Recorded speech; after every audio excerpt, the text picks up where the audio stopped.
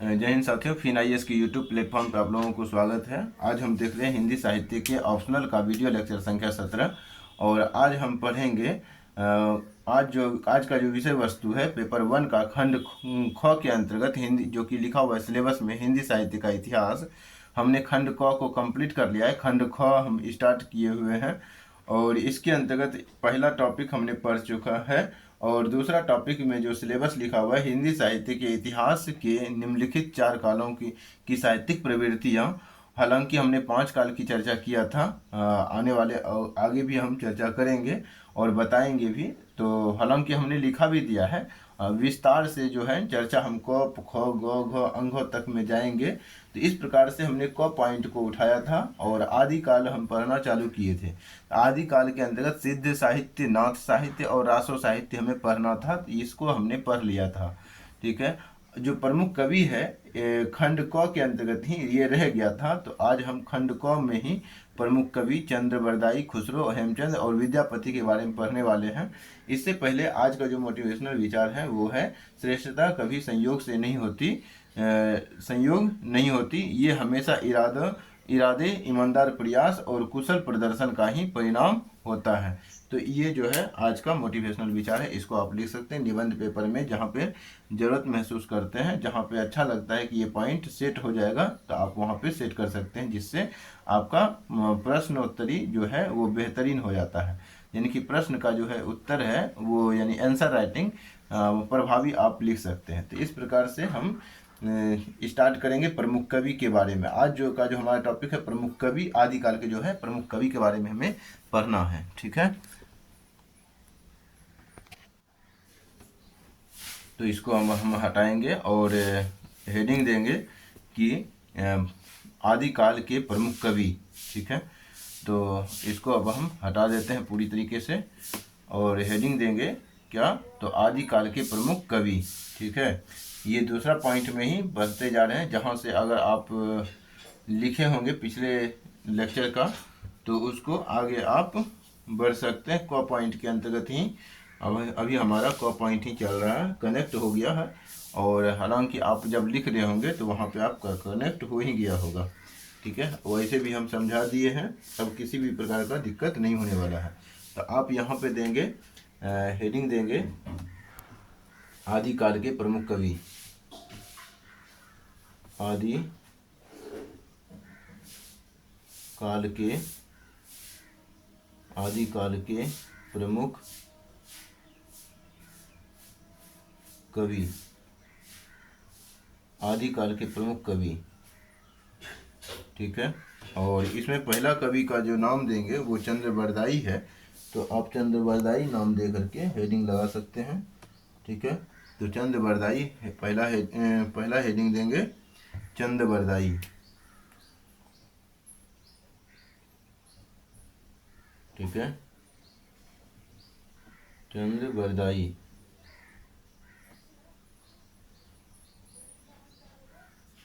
अभी जो हम पढ़ने वाले हैं, अब चंद्रबरदाई के बारे में पढ़ने वाले हैं। तो हालांकि इसके हमें जीवन काल मरण ये इसमें नहीं जाना है, लेकिन जो साहित्यिक रूप से जो महत्वपूर्ण है बातें वो हमें जानना जरूरी है। तो यहाँ पे लिखेंगे चंद्रबरदाई को हिंदी का, चंद्रबरदाई को बरदाई को हिंदी का, चंद्रबरदाई को हिंदी का, चंद्रबरदाई को हिंदी का पहला महाकवि, हिंदी का पहला महाकवि, पहला महाकवि और पहला महाकवि और उनकी रचना को, और उनकी रचना को उनकी रचना को हिंदी का पहला महाकाव्य माना जाता है। हिंदी का, उनकी रचना को हिंदी का पहला महाकाव्य माना जाता है, महाकाव्य माना जाता है। ठीक है, ये पॉइंट हो गया। वे दिल्ली के राजा पृथ्वीराज चौहान, इसके बारे में लिखेंगे। वे दिल्ली के राजा पृथ्वीराज चौहान के दिल्ली के राजा पृथ्वीराज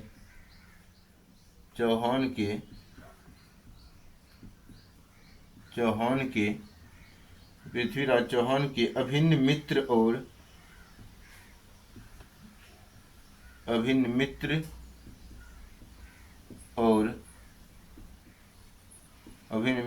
और दरबारी कवि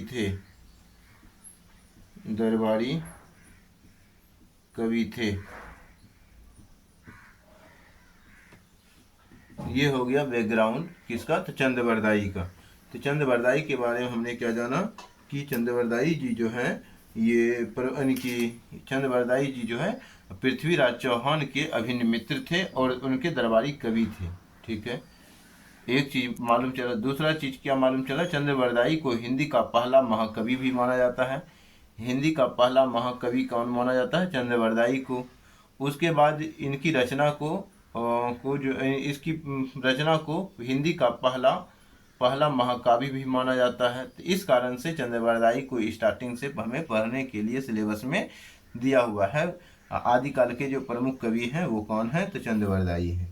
अब इसकी जो रचना है, दूसरा पॉइंट में आप लिखेंगे। इसमें पहला पॉइंट हो गया ये, ठीक है, ये पॉइंट हो गया। दूसरा एरो का निशान दे के लिखेंगे प्रमुख रचना। ठीक है, इनकी प्रमुख रचना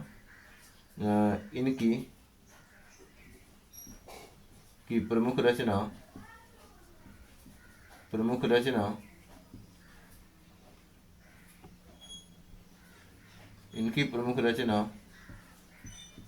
जो है इनकी प्रमुख रचना पृथ्वीराज रासो है। पृथ्वीराज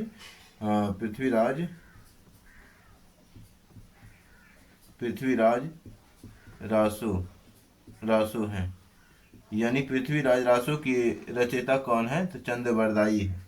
ठीक है, अब इसकी विशेषताओं की बात करेंगे कि चंद्रवरदाई के रचित जो पृथ्वीराज रासो की विशेषताएं हैं, तो विशेषताओं की बात करेंगे। पृथ्वीराज चौहान यानी कि यहाँ पे विशेषता दे करके हेडिंग लगा देंगे थोड़ा सा, विशेषताएं, या तो यहीं पे स्टार पॉइंट दे करके लिख सकते हैं विशेषताएं। ठीक है, तो यहाँ पे आप लिखेंगे पहला विशेषताओं में कि इन्होंने पृथ्वीराज चौहान की शौर्य वीरता, यानी कि शौर्य वीरता, इन्होंने यानी कि चंद्रवरदाई की क्या विशेषता है, तो यहाँ पे बताएंगे। इन्होंने पृथ्वीराज चौहान के शौर्य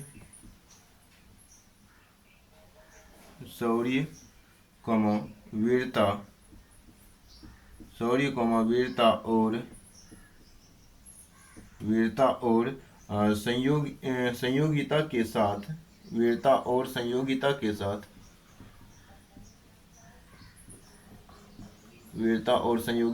साथ प्रेम का जीवंत वर्णन किया है। तो संयोगिता के साथ उनके यानी कि किसके, तो पृथ्वीराज चौहान के। ठीक है, तो उनके प्रेम का जीवंत वर्णन किया है।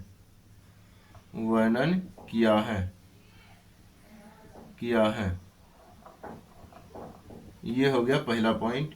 दूसरा पॉइंट में विशेषताओं में आप लिखेंगे कि युद्धों के दृश्यों को शब्दों में बांधने में ये बेजोड़ थे। मतलब कि जो चंद्रवरदाई हैं, ये इनकी जो विशेषता है, तो ये युद्ध के दृश्यों को शब्द में क्या करते थे, बांध देते थे। ठीक है, तो युद्धों के दृश्यों को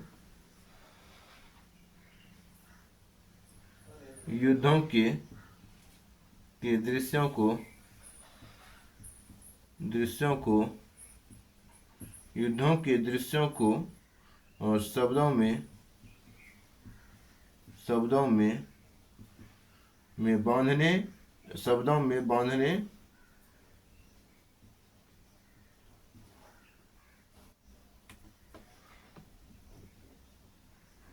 बांधने बांधने में ये बेजोड़ थे।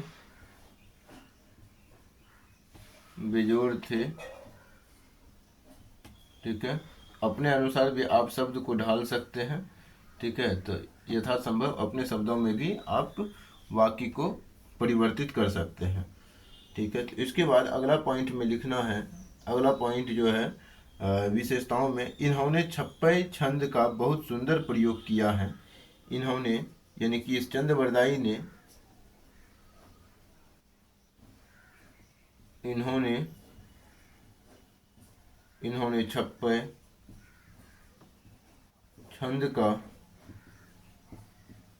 छप्पय छंद का बहुत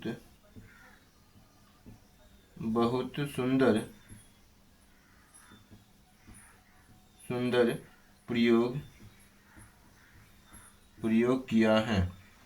प्रयोग किया है।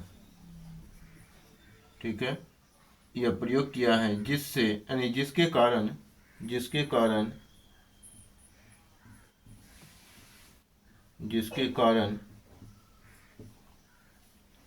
इन्हें छप्पय का राजा भी कहा जाता है। जिसके कारण इन्हें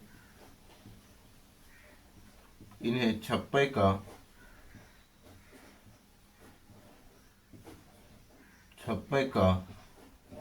राजा कहा जाता है। छप्पय का राजा भी कहा जाता है। ये हो गया हमारा चंद्रबरदाई कंप्लीट।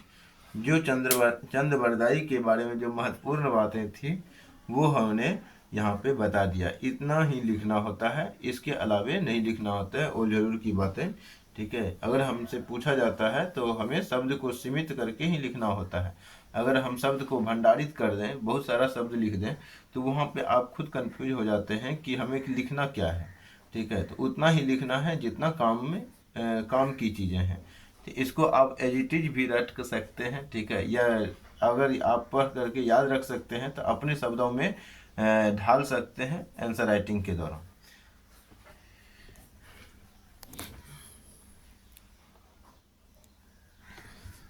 अगला हम किसके बारे में पढ़ेंगे? चंद्रबरदाई, ये हमारा हो गया। चंद्रबरदाई के बाद हम अमीर खुसरो की चर्चा करेंगे। दूसरा जो हमारा प्रमुख कवि था वो कौन था? तो अमीर खुसरो था। आई होप कि आप लिख लेंगे, इसको स्क्रीनशॉट ले लेंगे। अब हम इसको हटा देते हैं।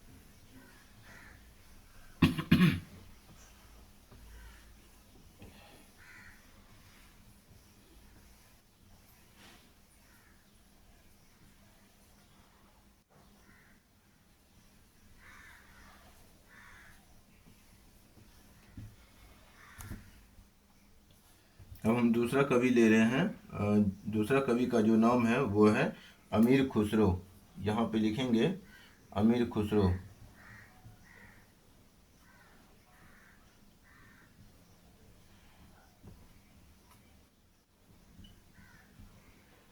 अमीर खुसरो, ठीक है। तो अमीर खुसरो के बारे में लिखेंगे, अमीर खुसरो आदिकाल के सबसे अनोखे कवि हैं। अमीर खुसरो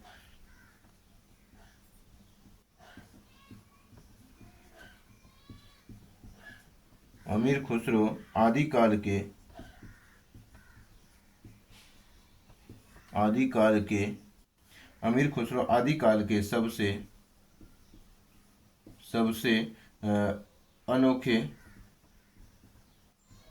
सबसे अनोखे कवि हैं। अमीर खुसरो आदिकाल के सबसे अनोखे कवि हैं। उसके बाद आगे लिखना है कि जहाँ अन्य कवि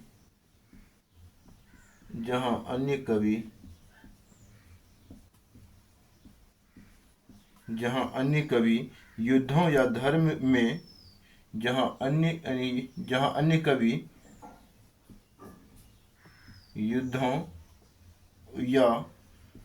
युद्धों या धर्म में व्यस्त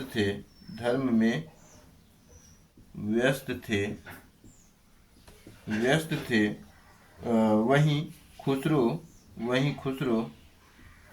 वहीं खुसरो यानी कि अमीर खुसरो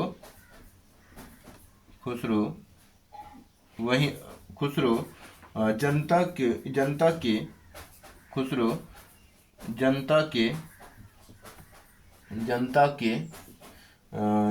के मनोरंजन के लिए लिख रहे थे। जनता के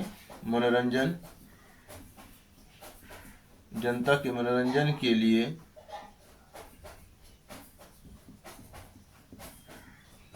लिख रहे थे। ठीक है, तो ये बात हो गया। इन्हें तूती ए हिंद यानी कि हिंदुस्तान का तोता कहा जाता है। ठीक है, तो इन्हें अमीर खुसरो को तूती ए हिंद भी कहा जाता है, जिसे आप इतिहास में भी आगे चल के पढ़ेंगे। तो इन्हें तूती ए हिंद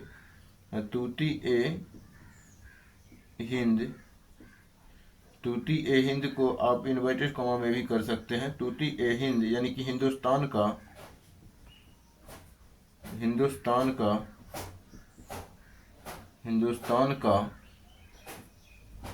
तोता भी कहा जाता है।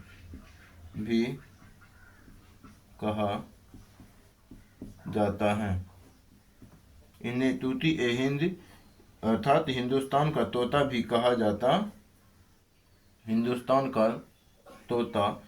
कहा जाता है। ठीक है, तो यानी कि तूती ए हिंद भी कहा जाता है, ये हो गया, अर्थात हिंदुस्तान का तोता भी कहा जाता है। इस प्रकार से ये पॉइंट हमारा कंप्लीट हुआ। यानी कि पहला पॉइंट आप यहाँ पे इसमें देखा। दूसरा पॉइंट में आप इसमें लिखेंगे कि प्रमुख रचना के बारे में। इसी में आप इस तीर का एरो का निशान दे करके लिखेंगे प्रमुख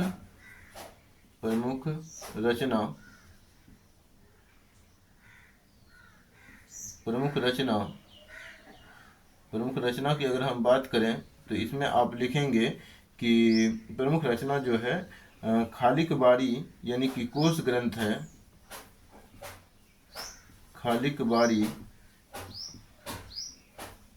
यानी कोश ग्रंथ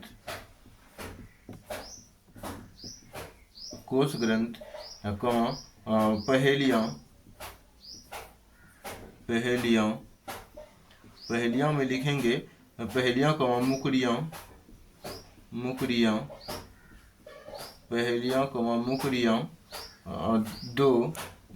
दो खुसरो यानी कि सुखने गजल दो सुखने गजल यानी कि प्रमुख रचना जो है खालिक बारी यानी कोश ग्रंथ, पहेलियां, मुकरियां और दो खुसने गजल, ये इनकी प्रमुख रचना है। अब हम बात करेंगे इसकी विशेषताओं की, अमीर खुसरो की विशेषताओं की चर्चा करेंगे। तो इसमें हम कह सकते हैं कि अमीर खुसरो ने सबसे पहले अपनी रचनाओं के लिए हिंदवी या खड़ी बोली शब्द का प्रयोग किया था। तो इसको पहले हम हटा लेते हैं, तब हम लिखेंगे, क्योंकि ऐसे नहीं हटेगा। यहीं पे आप लिख सकते हैं, यहाँ पे स्टार पॉइंट देकर के इसी में लिखेंगे विशेषताएं। ठीक है, तो विशेषताओं में आप लिखेंगे कि खुसरो ने सबसे पहले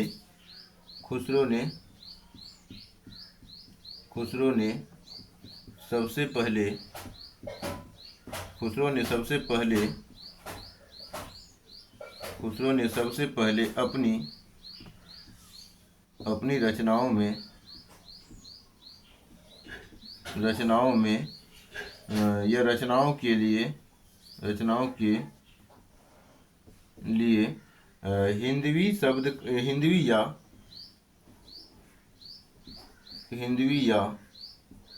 हिंदवी या खड़ी बोली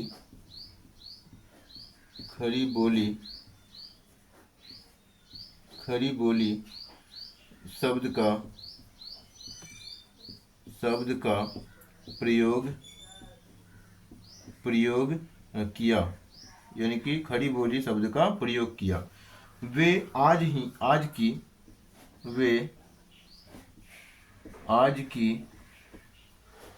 हिंदी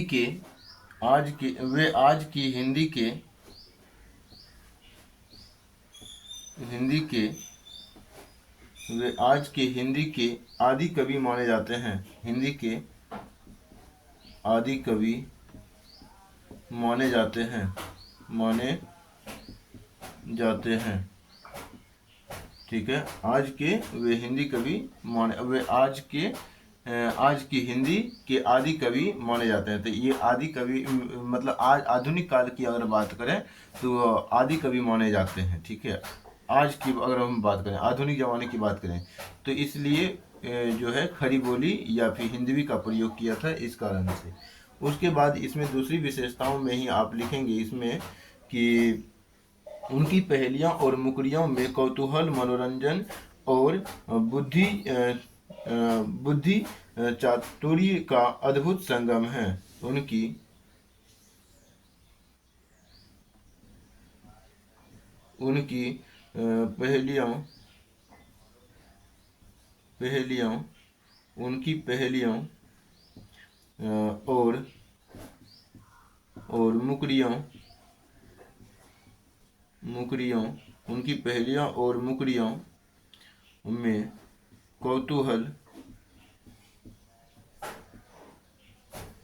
पहेलियों और मुकरियों में कौतूहल, यानी कौतूहल मनोरंजन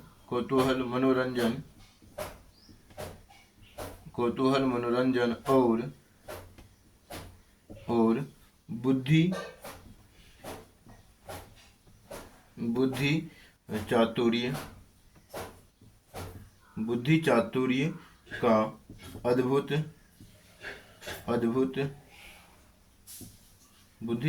का अद्भुत और यह अद्भुत संगम है। ठीक है, अद्भुत संगम है, ये हो गया। और तीसरा पॉइंट इसी में लिखेंगे कि वे सांप्रदायिक सौहार्द और गंगा जमुनी तहजीब के प्रतीक थे। वे सांप्रदायिक सौहार्द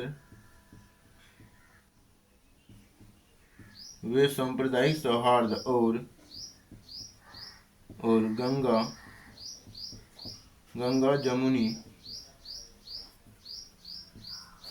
जमुनी तहजीब गंगा जमुनी तहजीब के प्रतीक थे। ठीक है, तो ये हो गया हमारा अमीर खुसरो से संबंधित महत्वपूर्ण बिंदु। ठीक है, तो अमीर खुसरो को हमने यहाँ पे हमें महत्वपूर्ण बातें क्या पता चला, तो अमीर खुसरो जो है तूती ए हिंद के नाम से भी जाना जाता है, यानी कि हिंदुस्तान का तोता कहा जाता है।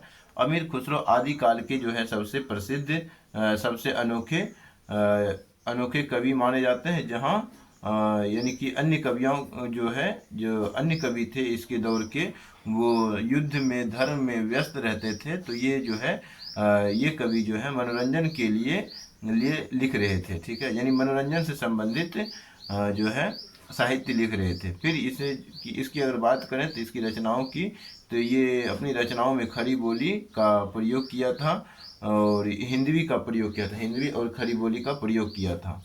उसके आगे की अगर हम बात करें तो उनकी पहेलियाँ और मुकरियों में कौतूहल अर्थात मनोरंजन और बुद्धि चातुर्य का अद्भुत संगम है।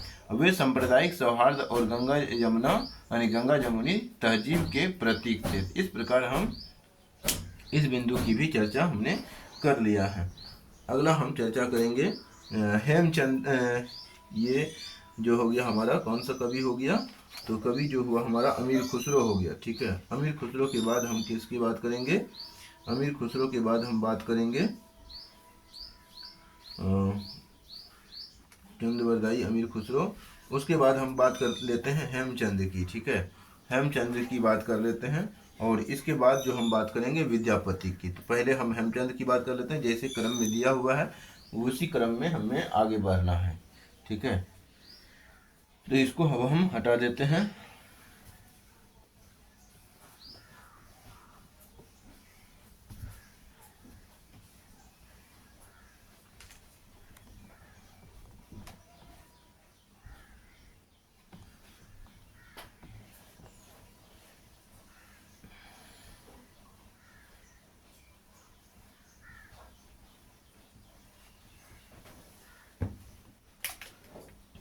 लिखेंगे हेमचंद्र, हेमचंद्र। तीसरा नंबर पे तीसरा जो कवि है वो है कौन? हेमचंद्र। हेमचंद्र के बारे में लिखेंगे, ठीक है, हेमचंद्र के बारे में लिखेंगे कि हेमचंद गुजरात के सोलंकी राजा सिद्धराज यानी कि जय सिंह और उनके, तो लिखेंगे इसमें हेमचंद्र, हेमचंद्र, हेमचंद्र गुजरात, गुजरात के सोलंकी, गुजरात के सोलंकी राजा, गुजरात के सोलंकी राजा सिद्धराज, सिद्धराज जय सिंह, सिद्धराज जय सिंह और उसके भतीजे, सिद्धराज जय सिंह और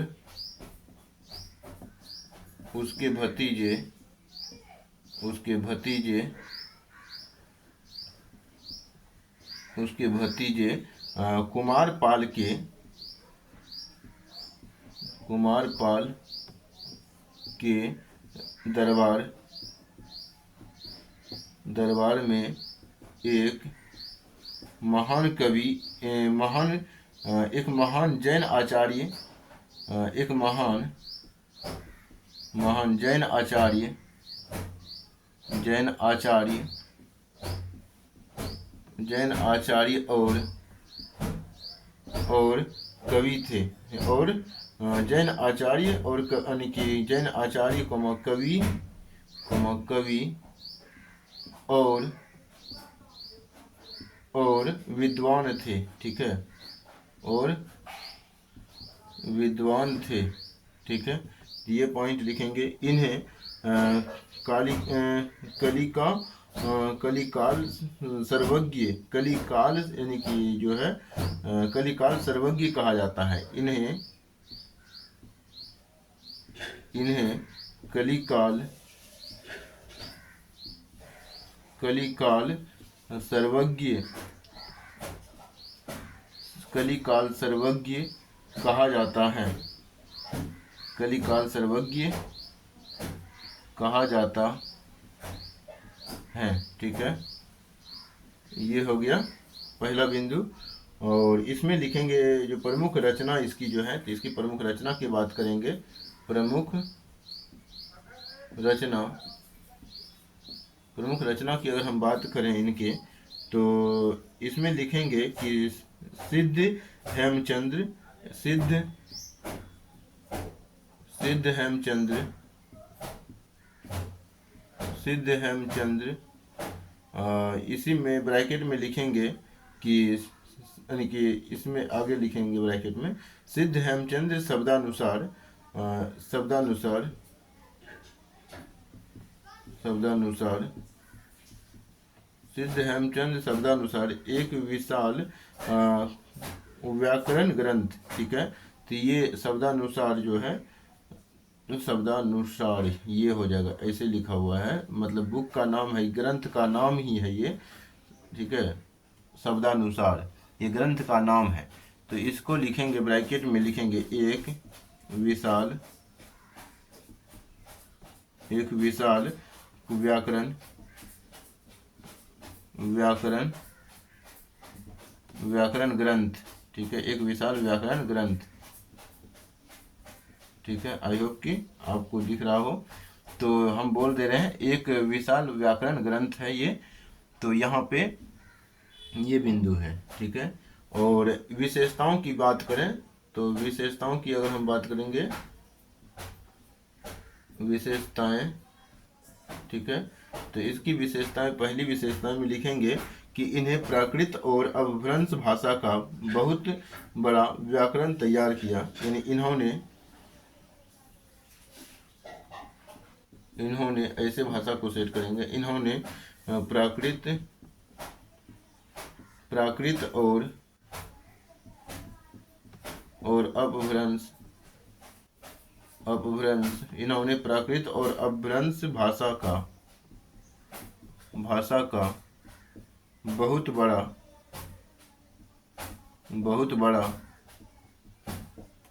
व्याकरण तैयार किया, व्याकरण तैयार किया,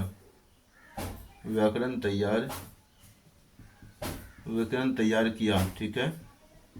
व्याकरण तैयार किया जिसने आगे चलकर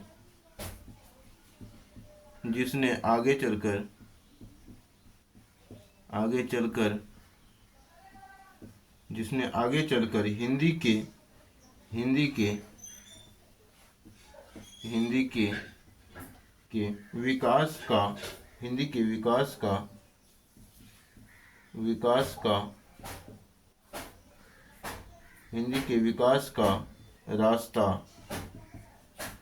के विकास का रास्ता साफ किया, ठीक है। साफ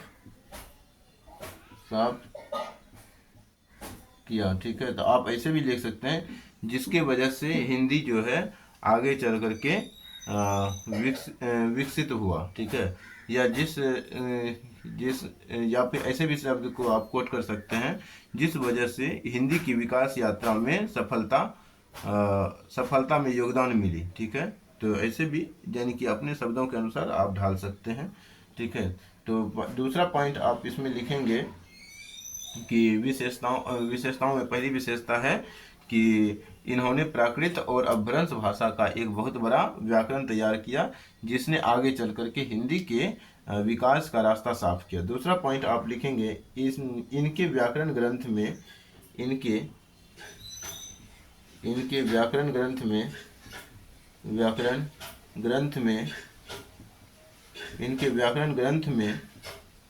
ग्रंथ में उदाहरण के रूप में यानी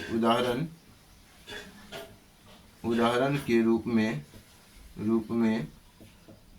जो दोहे दिए गए हैं, यानी कि जो दोहे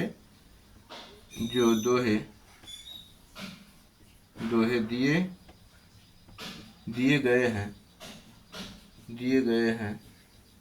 ठीक है। जो दोहे दिए गए हैं वे अपभ्रंश और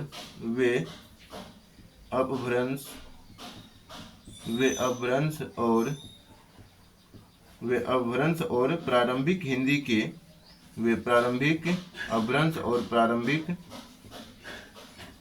प्रारंभिक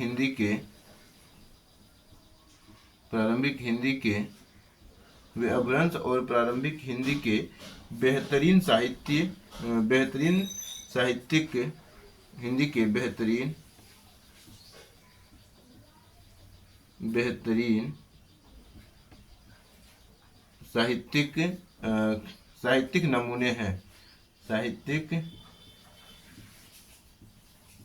साहित्यिक नमूने हैं।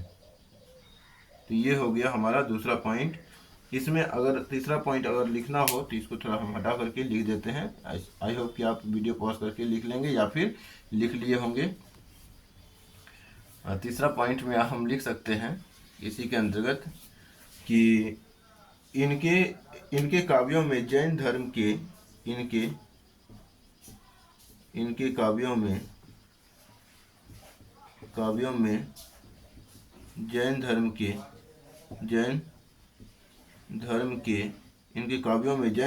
दर्शन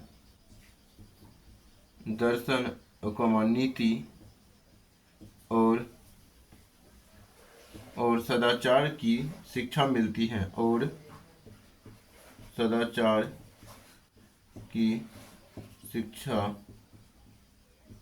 शिक्षा मिलती है। ये हो गया हमारा तीसरा कवि, यानी कि तीसरा कवि हमारा हेमचंद कंप्लीट हो गया है। तो उसके बाद अब हम चर्चा करते हैं विद्यापति के बारे में, जो कि महत्वपूर्ण है थोड़ा।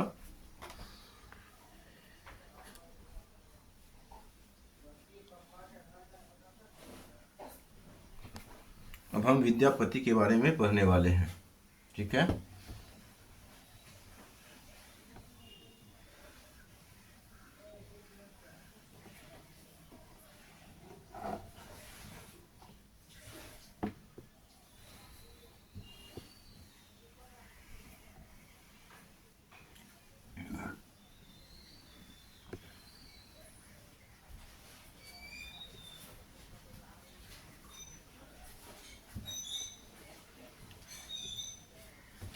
लिखेंगे विद्यापति, चौथा नंबर पे, चौथा जो कवि हमारा विद्यापति है, आदिकाल के अंतर्गत विद्यापति, ठीक है। तो विद्यापति लिखेंगे, और इसमें इसके बारे में पहले लिखना है कि विद्यापति बिहार के मिथिला प्रदेश यानी मिथिला मूल के राजा कीर्ति सिंह और शिव सिंह के दरबारी कवि थे। लिखेंगे विद्यापति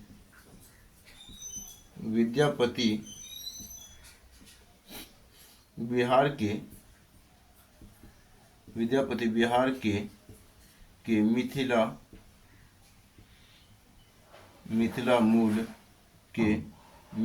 मिथिला मूल या प्रदेश, ठीक है। तो आप प्रदेश भी लिख सकते हैं, मिथिला प्रदेश के मिथिला मूल के राजा कीर्ति सिंह और शिव सिंह के कीर्ति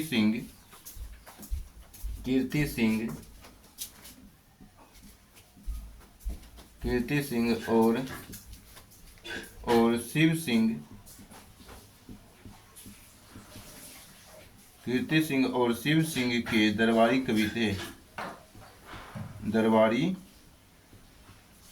दरबारी कवि थे, ठीक है, दरबारी कवि थे। इन्हें मैथिल कोकिल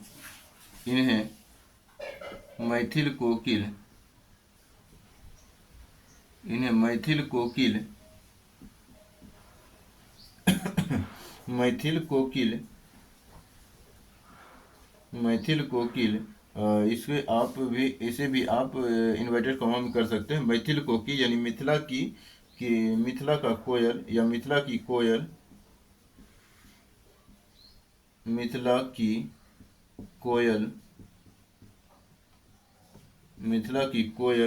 और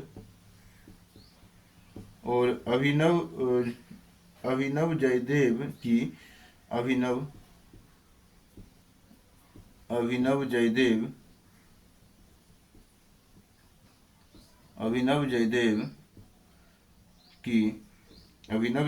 की उपाधियों से नवाजा गया,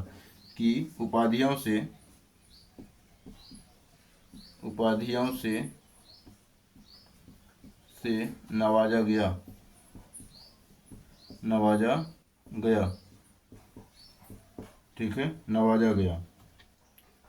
गया है। ये हो गया पॉइंट। और दूसरा पॉइंट में आप लिख सकते हैं, दूसरा पॉइंट में आप क्या लिख सकते हैं, प्रमुख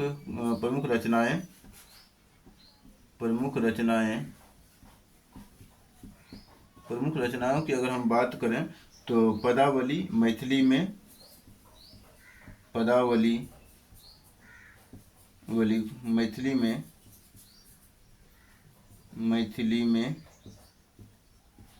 ठीक है, मैथिली में कीर्तिलता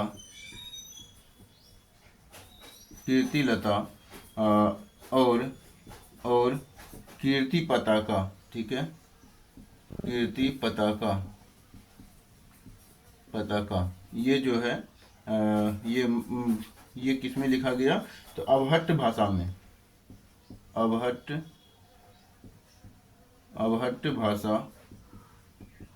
ठीक है। तो ये जो है प्रमुख रचनाएं कौन कौन से? पदावली है, कीर्ति लता है, कीर्ति पताका है, ये विद्यापति की प्रमुख रचनाएं हैं।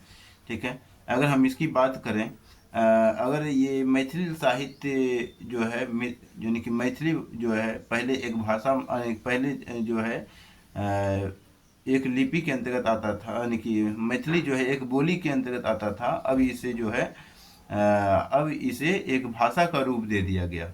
अगर ये भाषा का रूप ना दिया जाता, मैथिली साहित्य ना बनता, तो हमें इसे अलग से, यानी कि पदावली, कीर्ति लता, कीर्ति पताका के बारे में भी पढ़ना होता। ठीक है। तो अभी ऐसे हम ये अलग होने की वजह से अब हम यहाँ पे सिर्फ जो है इसकी प्रमुख रचनाओं के बारे में ही देख रहे हैं। इसके बाद हम अगला जो देखने वाले हैं इसकी विशेषताओं की बात करेंगे। तो यहाँ पे हम विशेषता लिखते हैं, यहाँ पे विशेषता की बात कर लेते हैं। ठीक है।